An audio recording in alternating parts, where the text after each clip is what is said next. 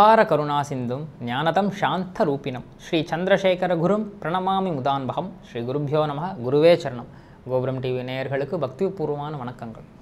மகா பிரியவா அற்புதங்கள் தொடரில் மகான் நாம் சொல்கிற ஒவ்வொரு விஷயத்தையும் எவ்வளவு ஒரு ஸ்ரத்தையோடும் வாஞ்சையோடும் கேட்டுக்கொண்டு நமக்கான தீர்வு, அந்த தீர்வு சொல்லும் விதம் என்பது எப்படின்னாக்கா, அது நாம் நினச்சிட்டு இருப்போம் ரொம்ப சிக்கலான ரொம்ப காம்ப்ளிகேட்டான ஒரு பிரச்சனைங்க, இதுக்கு சொல்யூஷனே இல்லைங்கன்னு. ஆனால் மகான் சொல்லும் தீர்வு ரொம்ப சாதாரணமாக சொல்லிடுவார், ரொம்ப எளிமையாக சொல்லிடுவார்.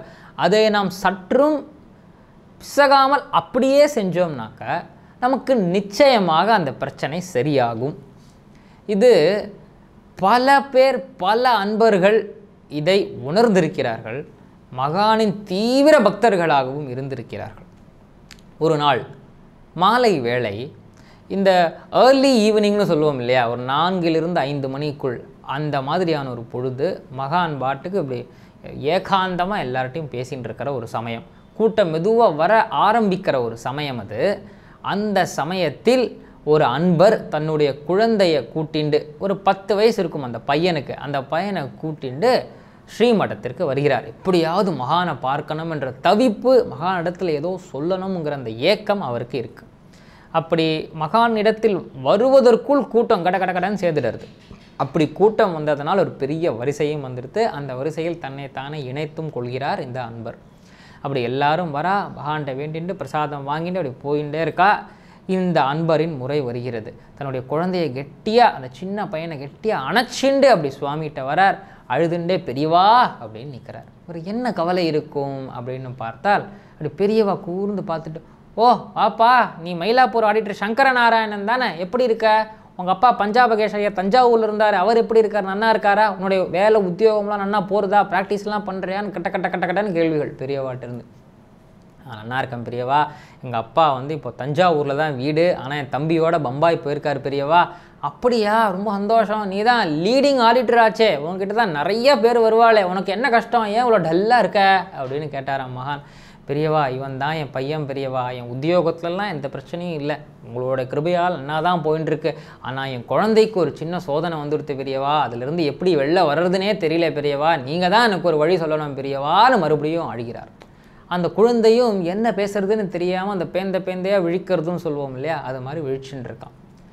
என்னப்பா ஆச்சு, நீ ஏன்பா அழற, ஏன் திடீர்னு இப்படி பேசுகிற, என்ன தான் வந்தது நோக்கு, கொஞ்சம் சொல்ல அப்படின்னு மகான் ஏதும் மரியாதவராய் கேட்க, பெரியவா இவன் என்னுடைய ஒரே புள்ள, நாங்கள் மயிலாப்பூரில் தான் இருக்கோம்.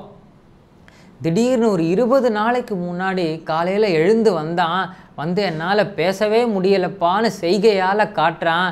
அவன் என்னென்ன சொல்கிறான்னு புரியறது, என்னென்ன செஞ்சு காட்டுறான்னு புரியறது, ஆனால் அவனால் பேசவே முடியலை, குரலே வரமாட்டேங்கிறது பெரியவா, ஒரு வார்த்தை கூட பேசுகிறதுக்கு அவ்வளோ சிரமப்படுறான், வார்த்தையே வரலை.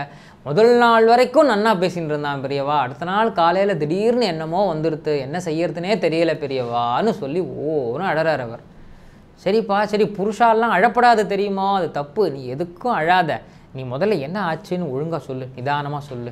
டாக்டர்கிட்ட போனையா, டாக்டர் என்ன சொன்னா, பரிசோதித்து பார்த்தாளா? ஆமாம் பெரியவா, அன்னிலேருந்தே பல டாக்டர்கள்ட்ட கூட்டிகிட்டு போயிட்டேன் பெரியவா, எல்லாரும் எல்லா டெஸ்ட்டையும் எடுத்துவிட்டா, ஸ்கேன்லாம் பார்த்துவிட்டா, எல்லாத்தையும் பார்த்துட்டு இவனுக்கு அந்த தொண்டைக்கு வர நரம்பில் ஏதோ ஒரு பிரச்சனை இருக்குது, பிசகி போயிருக்கு, அதுக்கு நம்ம ஆப்ரேஷன் பண்ணி தான் அந்த நரம்பை சரி செய்ய முடியும் அப்படின்னு சொல்லிட்டா பெரியவா அப்படின்னு அவர் சொல்ல. அப்படியா, அப்போ அறுவை சிகிச்சை பண்ணிட்டா அவனுக்கு பேச்சு வந்துடுமாமா, அதையாவது உறுதியாக சொன்னாளா அப்படின்னு மகான் கேட்க, அதுவும் சொல்ல மாட்டா பெரியவா, வந்தாலும் வரலாம்னு தான் சொல்கிறா, எனக்கு என்ன பண்ணுறதுனே தெரியல பெரியவா, உங்கள்கிட்ட வந்துட்டேன், எனக்கு நீங்கள் தான் ஒரு வழிகாட்டணும் பெரியவான்னு சொல்லி அழ. அப்படியா சரிப்பா, நீ அன்னைக்கு என்ன நடந்தது நோக்கு ஏதாவது ஞாபகம் இருக்கா, அங்கே எங்கே தான் போனேன் அன்றைக்கி, ஏன் திடீர்னு இப்படி ஆச்சு அப்படின்னு கேட்கும் பொழுது இவருக்கு ஒன்றுமே புரியலை. நான் எங்கேயுமே போகல பெரியவா, வழக்கம் போல் ஸ்கூலுக்கு போனான், வழக்கம் போல் தான் ஆற்றுக்கு வந்தான், அடுத்த நாள் காலையில் எழுந்தான், இப்படி ஆயிடுத்து பெரியவா, என்னன்னே புரியலை அப்படின்னு சொல்லும்பொழுது, சரிப்பா நீ என்ன பண்ணுற, இப்போவே கிளம்பு, போய் இங்கே சுற்றி இருக்கிற எல்லா கோயில்லையும் போய் சுவாமியை முதல்ல தரிசனம் பண்ணு, காமாட்சி அம்பாளை தரிசனம் பண்ணிட்டு திரும்பி மடத்துக்கு வா, இங்கேயே பலகாரம் பண்ணி இங்கேயே இன்னைக்கு ராத்திரி தூங்கு, நாளைக்கு காலமேயே எழுந்து உன் அனுஷ்டானத்தெல்லாம் முடிச்சுட்டு 10 மணிக்கு என்னை வந்து பாரு சரியா அப்படின்னு கேட்க, அப்படியே செய்கிறேன் பெரியவா. இவர்களுக்கு இதிலேயே ஒரு பாதி தீர்வு கிடைச்சது போன்ற ஒரு எண்ணம். நான் மனசில் இருக்கிறத ஒருத்தர் கொட்டிட்டோம்ட்டு வைங்களேன், ஒருத்தர்கிட்ட கொட்டியாச்சுனாலே பாதி பாரம் இறங்கிடும். அப்புறமா அது என்ன தீர்வுன்னு கண்டுபிடிக்கலாம். ஆனால் கொட்டுவதற்கு கூட ஆள் இல்லைன்னா என்ன பண்ணுறது? அதை யார் காது கொடுத்து கேட்பார்கள்? தெய்வம் தானே கேட்கும். தெய்வத்தின் சந்நிதிக்கே வந்து கொட்டி விடுகிறார் அந்த ஆடிட்டர் சங்கர நாராயண சர்மா அவர்கள்.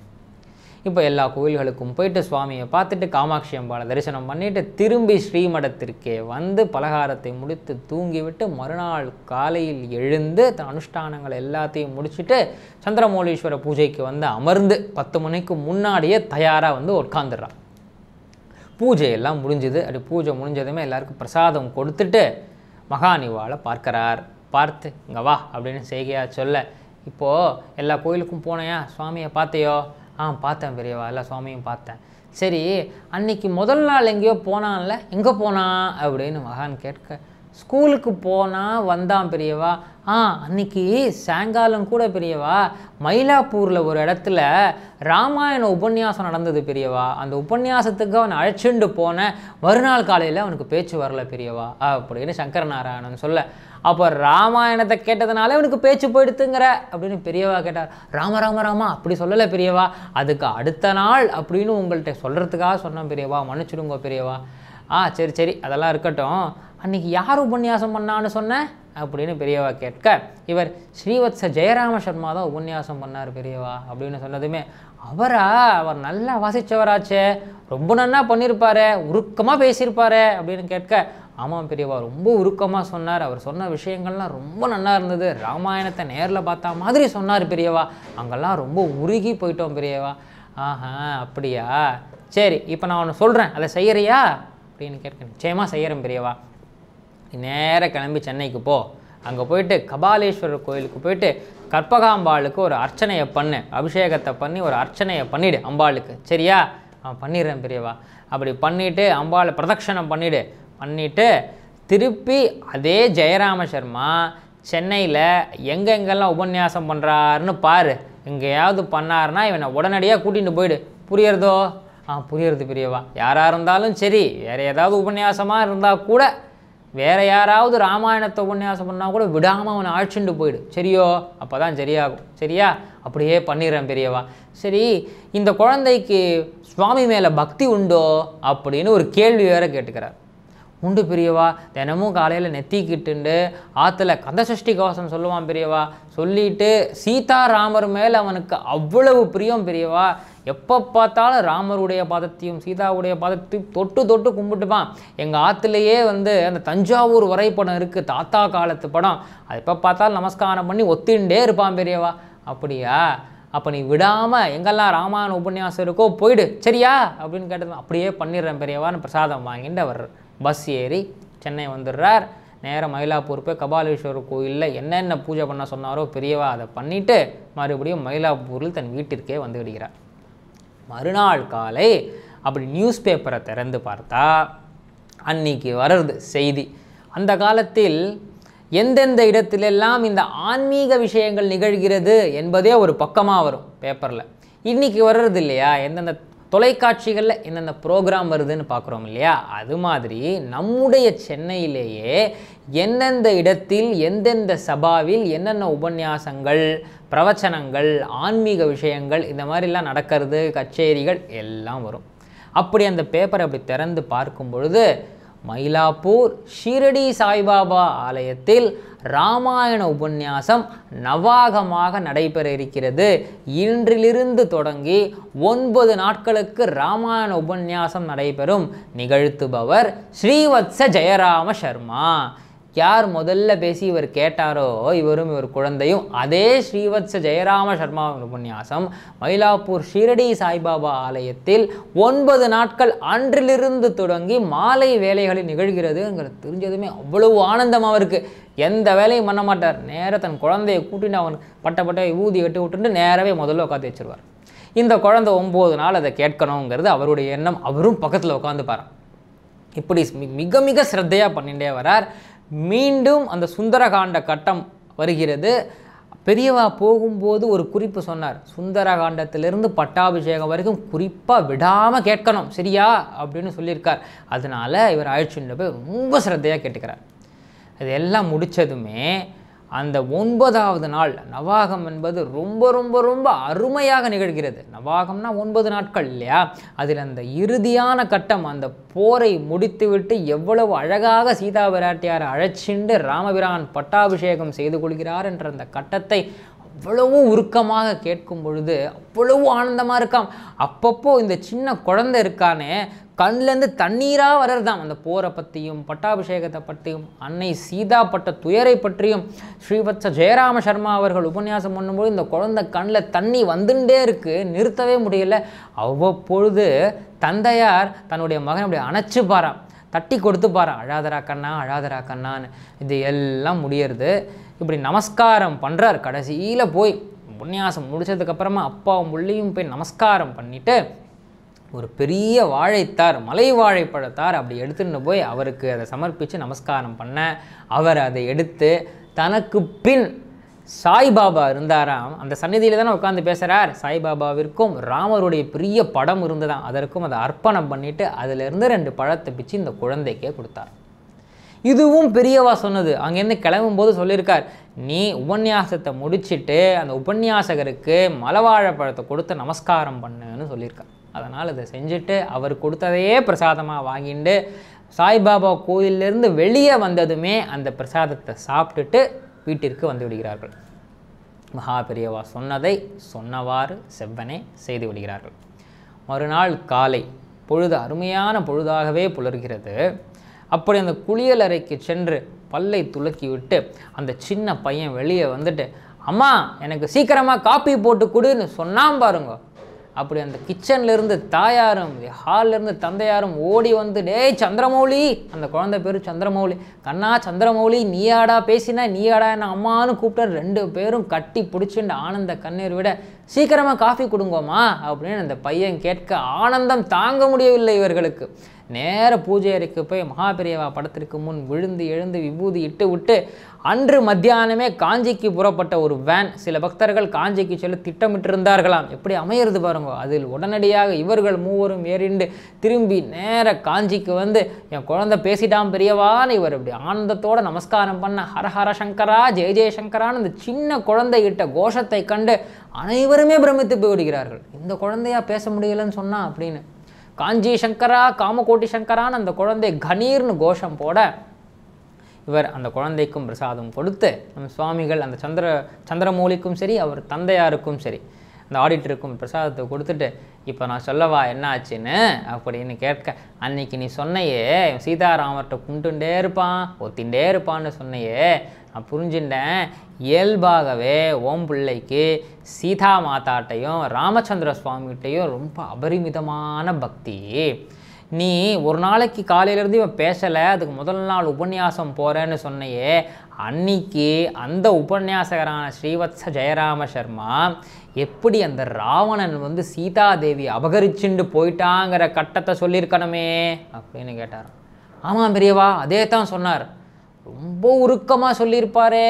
ஆமாம் பெரியவா, ரொம்ப உருக்கமாக சொன்னார். எங்களுக்கே ரொம்ப கஷ்டமாக இருந்தது பெரியவா, தண்ணி வந்துடுது. அதுதான் இவனுக்கு இயல்பாகவே பக்தி ஜாஸ்தி இல்லையா சீதா மாதாட்ட. நமக்கு பிடிச்ச சீதா மாதாவை ஒரு ராட்சசன் கடத்திட்டு போயிட்டானே, அவள் ரொம்ப கஷ்டப்படுறாளேங்கிற எண்ணத்தை இவனால் தாங்கிக்க முடியல. அந்த துக்கம் வந்து தொண்டையை அடைச்சிண்டு அந்த நரம்பை வந்து செயல்பட விடாமல் பண்ணிடுத்து. பொதுவாகவே நமக்கு துக்கம் நிறையா வந்தால் நம்மளால் பேச முடியாது இல்லையா, இது ஒரு பெரிய துக்கமாக அவனுக்கு வந்துடுத்துப்பா. அதனால தான் மறுநாள் காலையிலேருந்து அவன் பேசலை. இதற்கு என்ன தீர்வு? ஒரு பிரச்சனை நமக்கு வந்துடுத்துனா அந்த பிரச்சனை எப்படி வந்ததோ அங்கேயே தானே போய் தீர்வை கண்டுபிடிக்கணும். அதனால தான் அதே உபன்யாசகர் அதே ராமாயணத்தை சுந்தரகாண்டத்துக்கு அப்புறமா, அதாவது சீதா விராட்டியை மீட்டுண்டு வந்து அப்படி பட்டாபிஷேகம் செய்கிற அந்த கட்டம் வரைக்கும் இவனை கேட்க வச்சா இதெல்லாம் சரியாடும்னு எனக்கு தோணித்து. அதனால தான் நான் சொன்னேன், ஒரு நேரம் அதே ஸ்ரீவத்ச ஜெயராம சர்மாவே உபன்யாசம் பண்ணார், நீயும் கூட்டிகிட்டு போயிட்ட, அதனால் இவனுக்கு பேச்சு வந்துடுத்து.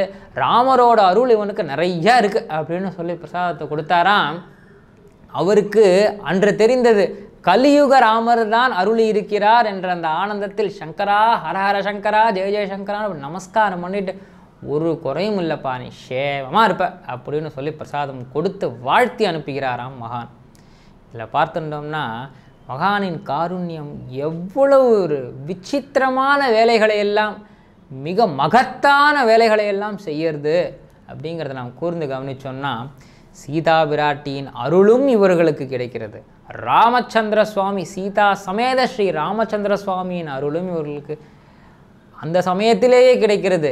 யாருடைய சந்நிதியில் இது நிகழ்கிறது? மாபெரும் மகானான ஸ்ரீ ஷீரடி சாய்நாதரின் சந்நிதியில் அந்த குழந்தையின் பிரச்சனை கஷ்டம் காணாமல் போகிறது. இப்படி இவ்வளவு மகத்தான விஷயங்கள் நிகழ வேண்டும் என்று மகான் சங்கல்பித்து இவர்களை அந்த இடத்திற்கு வரச் செய்திருக்கிறார் என்றால் மகானின் கருணை எத்தகையது. நாம் எவ்வளவு பெரிய பிரச்சனையோடு, ரொம்ப காம்ப்ளிகேட்டான ஒரு பிரச்சனையோடு பெரியவா எனக்கு வேறு வழியே இல்லைன்னு நிற்கும் பொழுது அதற்கான தீர்வை எவ்வளவு எளிதாக, எவ்வளவு சுலபமாக, லகுவாக நமக்காக மகான் செய்து கொடுக்கிறார் என்றால், நாம் மகானிடத்தில் வைக்கும் பக்தி தான் இதற்கான சான்று. சக்ருத் ஸ்மரண மாத்திரேன பவரோக விநாசகே சந்திரசேகர பாதாப்சே வாசேதாம் ஹிருதிமே சதா.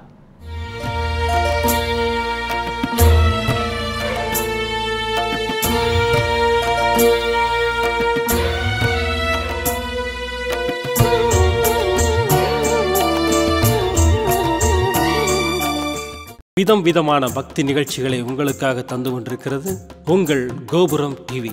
உங்களுக்கு பிடித்த நிகழ்ச்சிகளை லைக் செய்யுங்கள், உங்களுக்கு பிடித்த மாணவர்களுக்கு ஷேர் செய்யுங்கள்.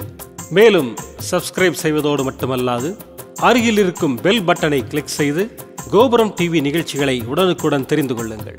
மற்றும் ஒரு மகிழ்ச்சியான செய்தி, கோபுரம் டிவி ஆப்பை கூகுள் பிளே ஸ்டோரில் ஃப்ரீ டவுன்லோட் செய்து கோபுரம் டிவி நிகழ்ச்சிகளை தொடர்ந்து கண்டுகளியுங்கள், பாருங்கள், ரசியுங்கள், பரவசமடையுங்கள்.